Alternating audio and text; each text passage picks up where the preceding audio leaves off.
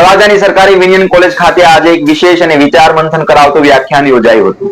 આધુનિક યુગમાં સામાજિક પ્રશ્ન અને મીડિયાની ભૂમિકા વિષયને કેન્દ્રમાં રાખી યોજાયેલા આ કાર્યક્રમમાં વરિષ્ઠ પત્રકાર આનંદ રાજદેવ તજજ્ઞ વક્તા તરીકે ઉપસ્થિત રહ્યા હતા।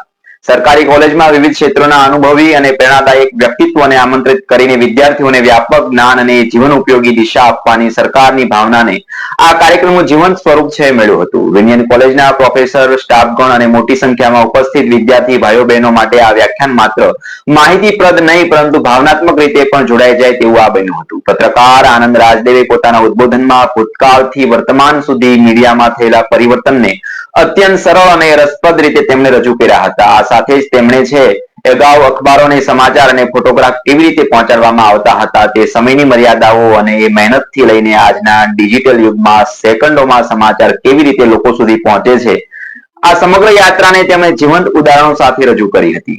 ડેઈલી અખબાર બનાવવાની પ્રક્રિયા, તેમાં જોડાયેલા સંપાદક, પત્રકાર, ફોટોગ્રાફરથી લઈને પ્રિન્ટિંગ સુધીની દરેક કડીની ભૂમિકા વિશે તેમણે વિગતવાર માહિતી આપી હતી। આ સાથે સાથે તેમણે ટેલિવિઝન મીડિયા અને ડિજિટલ મીડિયામાં સમયની કિંમત કેટલી મહત્વની છે અને સાચા જવાબદાર સમાચાર સમાજ સુધી પહોંચાડવામાં મીડિયાની શું નૈતિક જવાબદારી છે તે મુદ્દે તેમણે વિદ્યાર્થીઓને વિચારતા કરી દીધા હતા। વ્યાખ્યાન દરમિયાન પત્રકારત્વને માત્ર વ્યવસાય નહીં પરંતુ સમાજ માટેની એક મહત્વની સેવા તરીકે રજૂ કરતા તેમણે આ ક્ષેત્રમાં મળતા પગાર, સફળતાના માર્ગો અને રોજગારની વિશાળ તકો વિશે પણ માર્ગદર્શન આપ્યું હતું, જેના કારણે ઘણા વિદ્યાર્થીઓના મનમાં મીડિયા ક્ષેત્રે કારકિર્દી ઘડવાના આત્મવિશ્વાસ ઝળહળી ઉઠ્યો હતો। સમગ્ર કાર્યક્રમ દરમિયાન હોલમાં એકાગ્રતા, ઉત્સુકતા અને વિચારની ગરિમા અનુભવાતી હતી। વિનિયન કોલેજ ખાતે યોજાયેલું આ વ્યાખ્યાન વિદ્યાર્થીઓ માટે માત્ર એક કાર્યક્રમ નહીં પરંતુ સમાજ, મીડિયા અને પોતાની ભૂમિકા વિશે નવી દ્રષ્ટિ આપતી એક યાદગાર ક્ષણ બની રહી હતી। નમસ્કાર।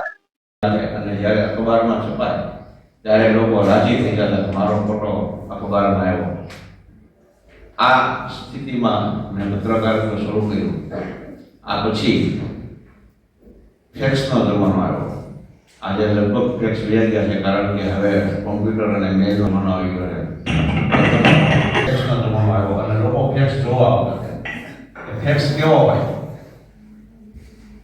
આ પછી સમય એવો ફોટો પાડી અને એમએમએસ કરવાનો। કોઈ ઘટના બને અને તમારી પાસે સાદો કેમેરો, સાદો મોબાઈલ હોય અને એમાંથી એક ફોટાને તમારે એમએમએસ કરવાનો। અને હવે કરોડો દુનિયા મોટી ને આખી દુનિયા સેકન્ડ જો વહેલા ચલાવી છે ને એટલે આખો સ્ટાફ ઉભો થઈને ઠેકડા મારે કે આ પહેલા બ્રેકિંગ મેં કર્યા, હું જીતી ગયો। આટલું ફાસ્ટ કામ મીડિયાનું હોય છે। આટલું ઝીણું કામ કર્યા પછી આ તમારી પાસે આજે સમાચાર આવે ને આવે વાંચ્યા વગર કેમ આટલું બધું સ્પીડમાં કપડાને બોલાવતો હોય છે એવું કોઈ વિચાર્યું છે ને? તો ખરેખર એન્કર જે હોય છે એની સામે કેમેરો હોય છે અને કેમેરાની સામે ડિસ્પ્લે હોય છે। એ ડિસ્પ્લે ઉપર તમે જોતા હો કે કોઈ એન્કર હોય તેના હાથમાં એક રમકડું હોય છે। આ રમકડું છે ને એ અંદરના જે શબ્દ એની ડિસ્પ્લે હોય ને ડિસ્પ્લેના શબ્દોને આગળ ધીમે આમ ચલાવે તમે જોતા હો તો એ કેમેરો છે ને એ ડિસ્પ્લેને નથી વાંચતો, એ માત્ર એન્કરને વાંચે છે, એન્કરના ચહેરાને વાંચે છે, એન્કરના ચહેરાને કેપ્ચર કરે છે। વચમાં જે શબ્દો છે ને એ નથી વાંચતો। ખરેખર ત્યાં મોટી જબર ડિસ્પ્લે હોય છે અને ડિસ્પ્લે પર મોટા